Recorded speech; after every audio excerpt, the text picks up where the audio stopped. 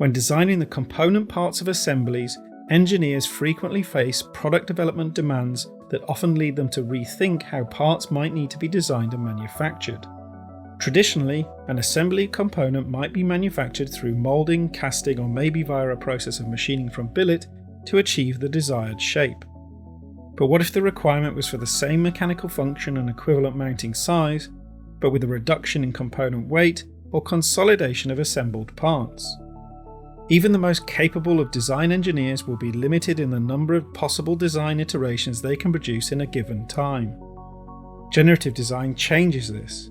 Combining artificial intelligence with cloud-based computing, generative design uses goals and parameters such as materials, loads, manufacturing methods, and cost constraints to design your parts.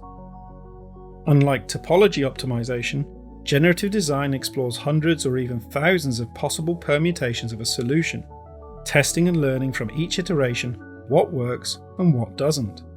Successful design alternatives are quickly presented where the ideal optimized design, which caters for the desired method of production, such as 2D machining or 3D metal additive printing, and can be chosen and sent out to be manufactured.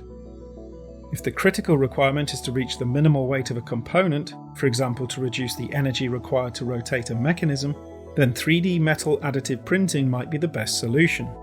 Additive manufacturing can be used to produce parts that would be difficult to manufacture conventionally, with the option to replace solid structures with strong, lightweight, hollow components containing internal latticing. The additive build can be simulated to predict any issues, before models are sliced with the 2D toolpaths necessary to control the laser to print the part. Printed parts can then be quickly and easily machined for accurate final finishing. In this example, you saw Autodesk Inventor for the CAD design and assembly modeling, and Autodesk Fusion 360 for the cloud-based generative design. Autodesk NetFab for the additive print simulation and manufacture, and Autodesk PowerMill for the toolpath creation and machining.